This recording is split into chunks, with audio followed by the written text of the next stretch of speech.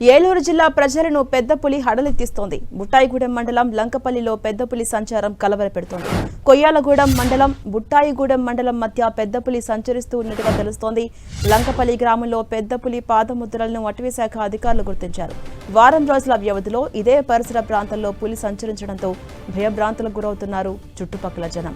అటు మర్రిగూడెం గ్రామ సమీపంలో పెద్దపులి గాండ్రింపులను స్థానికులు వినిపించాయి.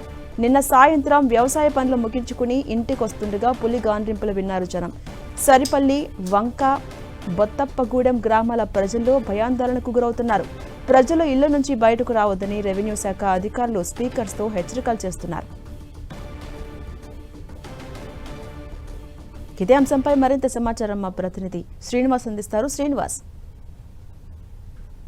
పెద్దపల్లి గత వారం రోజుల నుంచి కూడా బుట్టాయిగూడెం మండలంలోని అనేక గ్రామాల ప్రజలను అయితే కూడా భయభ్రాంతులకు గురి చేస్తున్న పరిస్థితి అయితే ఉన్నాయి. దాదాపు 5 ఆవుల పైన దాడి చేసి మతమార్చినటువంటి అటు పెద్దపులి ఆ తర్వాత సమీప గ్రామంలో కూడా సంచరిస్తూ ప్రజలను భయాందోళనకు గురి చేసింది. నిన్న సాయంత్రం సమయంలో పొలం పనులు చూసుకుని వస్తున్నటువంటి గిరిజనులకు మర్రిగూడెం అంటే సరిపల్లి పంచాయతీ పరిధిలో మర్రిగూడెం గ్రామ పరిధిలో పెద్దపులి గాండ్రింపులు వినడం జరిగింది. వాళ్ళంతా కూడా అక్కడి నుంచి భయభ్రాంతులతో పరుగులు పెట్టి ఊళ్ళోకి రావడం జరిగింది. ఆ తర్వాత ఈ రోజు ఉదయాన్నే బుట్టాయిగూడెం మండలం లంకపల్లిలో పెద్దపులి సంచరిస్తున్నట్లు కూడా పులి పాదముద్రలను అయితే కూడా స్థానికంగా ఉన్నటువంటి రైతులు గుర్తించి అటవీశాఖ అధికారులకు సమాచారం అందించడం జరిగింది.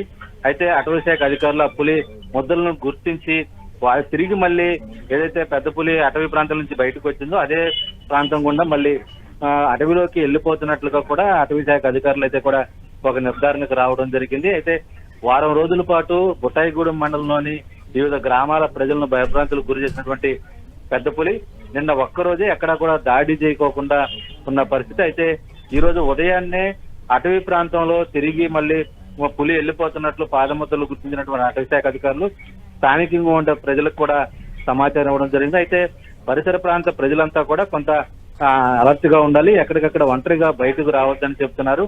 ముఖ్యంగా ఈ లంకపల్లి ఆ పరిసర ప్రాంత ప్రజలైతే కూడా కొంత అప్రమత్తంగా ఉండాలని చెప్పి కూడా అటవీశాఖ అధికారులు అయితే కూడా సూచిస్తున్నారు. Right, thank you Srinivas.